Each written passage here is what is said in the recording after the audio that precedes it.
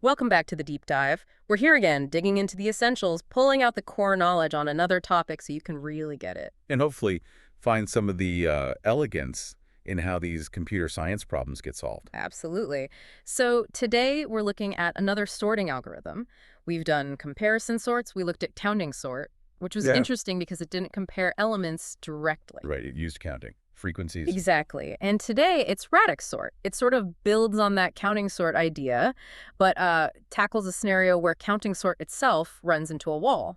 hmm Yeah, our main source here is the Hello Algo book. Chapter 11.10 specifically focuses on Radix Sort. It does a good job laying it out. So let's paint that picture again, the one counting sort struggles with. Imagine you've got, I don't know, 1 million student IDs, a lot of them. Okay, big N. Right, and it's large. But the IDs themselves are, say, 8 digits long. So they can range from, what, 0 all the way up to 99,999,999,000. That's a massive range, 100 million possible values. Exactly, and that's the problem for basic counting sort. It needs a counter array the size of the range, 100 million entries. That's usually not practical memory-wise. No, definitely not. And this is where Radix Sort shines.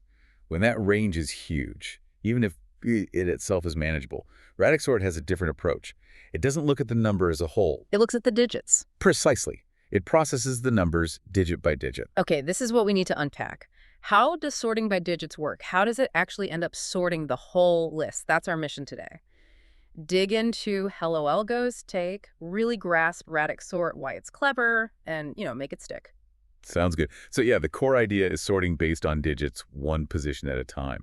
And it does leverage counting, like counting sort, but repeatedly. Okay, so back to the 8-digit student IDs. Where do you start? My first instinct, probably yours too, listener, would be start with the most important digit, right? The leftmost one, the millions place. That's the natural first thought. It really is. But here's the twist with Radix Sort, and it's critical.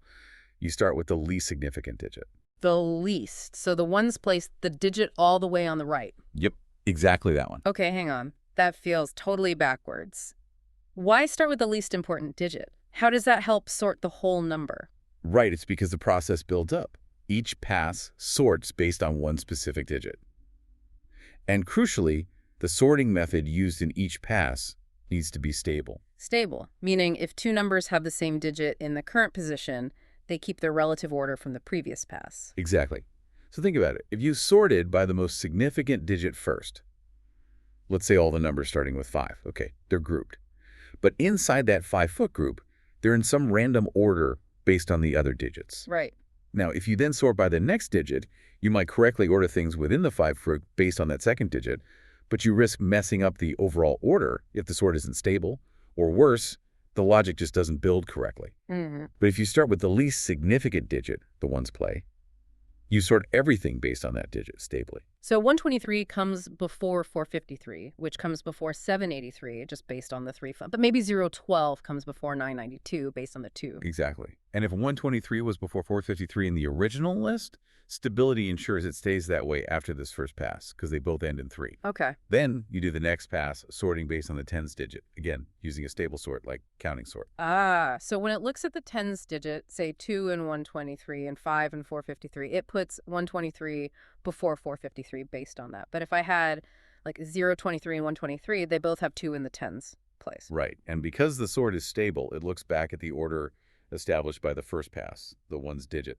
Since both end in 3 and maybe 0, 2, 3 came before 123 after the first pass, they stay in that order, 0, 23, then 123 during the second. I think I see it. The stability preserves the order based on the less significant digits whenever the current digit is the same. So you're building the correctness from right to left. You got it. That's the core mechanic. You sort by the ones, then stably sort by the tens, preserving the ones order where tens match, then stably sort by the hundreds, preserving the tens zones order where hundreds match, and so on.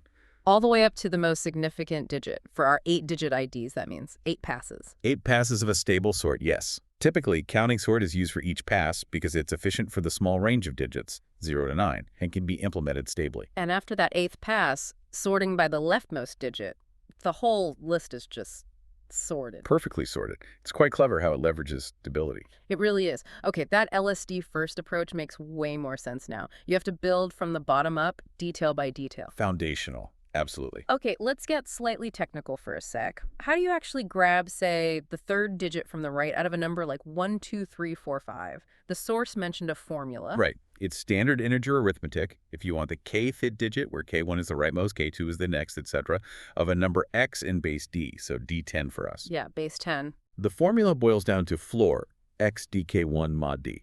Let's break that down for, say, the second digit, tens place, key 2 of 123. Okay. dk1 is 10, 2 to 1, which is just 10. So a chi-stan is a 12310 equals 12.3. The floor just takes the integer part, so slor 12.3 is 12. Got it. Then you do 12 mod d, which is 12 mod 10. The remainder when you divide 12 by 10 is 2. Which is the tens digit. And for the third digit, hundreds, k3, dk1 is 10, 3 to 1, 100. 123, 100, or 1.23. Floor 1.23 is 1. 1 mod 10 is 1, the hundreds digit. Nice. Simple math, really. Division and remainder. Exactly. And the source notes that in code, you'd usually calculate the xp dk1 part just once per pass for efficiency, then use floor x xp mod d for every number. Makes sense. Don't recalculate the power every single time. Right, just a practical optimization. Okay, mechanism clear. Now, characteristics. When is Radix Sort the right tool, and what are the downsides? Well, the source is pretty clear. It's best for numerical data or things you can map to numbers, especially when the potential range of those numbers is really big. Like our 0 to 99 million IDs. Exactly. But critically, the number of digits, k, needed to represent any number in your list must be fixed, or at least have a reasonable maximum and not be excessively large itself. So 8-digit IDs fit perfectly. Fixed number, reasonable number. Perfect example. But the source also mentions where it's not suitable. Think about floating point numbers. Decimals. Yeah. How many digits does a float have? It could be highly variable, potentially very long after the decimal point. That breaks the assumption of a manageable fixed number of passes, k. Radix sort isn't typically used directly on floats for that reason. Okay, so it needs that digit structure. Got it. Performance. Time complexity. Comparison sorts hit that ON log n barrier. Counting sort was ON plus k, where k was the range. Radix sort comes in at O, and rack sort comes in at ON, and is still the number of items you're sorting. Right. K is that maximum number of digits we just talked about. Okay, so 8 in our example. Right, and the D from the counting sort part to base, 10 for us, Yeah. is also involved. Technically, each pass is ON plus D, and you do K passes. So the full complexity is OKN plus D. Oink. That could look worse than ON log n if k is big, couldn't it? It could, theoretically. But here's the practical insight the source highlights. For Radix sort to be efficient, and the reason we use it, both D, the base, like 10, and K, the number of digits, like 8, are usually considered small constants relative to n, the number of items. Okay, so if n is a million, k8 and d10 are tiny in comparison. Exactly. And if K and D are essentially constants, then OKN plus D starts to look a lot like, well, just ON, linear time. Wow. So for the right data where k is smallish, Radix sort can actually approach ON. That's faster than any comparison sort can be, theoretically. That's the potential payoff, yes. Linear time sorting for specific data types. It's pretty amazing when it applies. Okay, but there's always a trade-off. What about space, memory usage? It's not in place.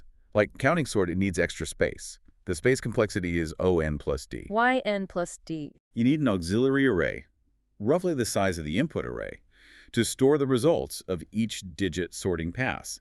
Think of it as temporary storage while you rearrange things.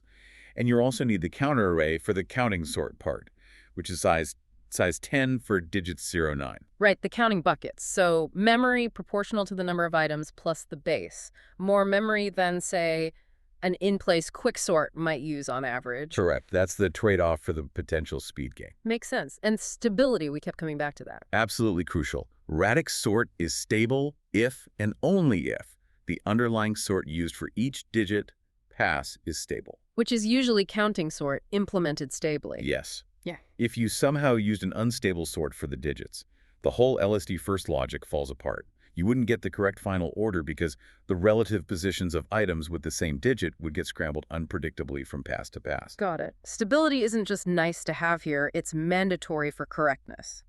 Precisely. Okay, this has been really illuminating. We've walked through the hello algo explanation, seen how Radix sort uses that iterative, stable counting sort on each digit. Starting from the least significant, which was the key insight. Yeah, understanding why LSD first is vital. We saw how to pull out the digits mathematically, and the characteristics seem pretty clear now. Right. Onc time, often approaching ON when K and D are small constants. ON plus D space, so not in place, and fundamentally stable if the digit sort is stable. It's definitely a specialized tool, not your everyday general sorter, perhaps, but for data that fits numbers or things like numbers with that fixed reasonable number of digits, it's incredibly powerful. Shows how exploiting data structure can lead to faster algorithms. Yeah, it's a different way of thinking compared to just comparing elements. So, final thought here. Taking this idea beyond just base 10 numbers, how could you apply this concept? Sorting based on parts or attributes, iteratively, stably. Could you sort strings this way? Maybe character by character? Interesting idea. Like, sort by the last character, then the second to last, stably. Yeah, or maybe sort complex objects. Hmm. Sort first by one property, then stably by another, then another. What else could serve as a radix, a basis for these sorting passes, besides just numerical digits? Something to think about.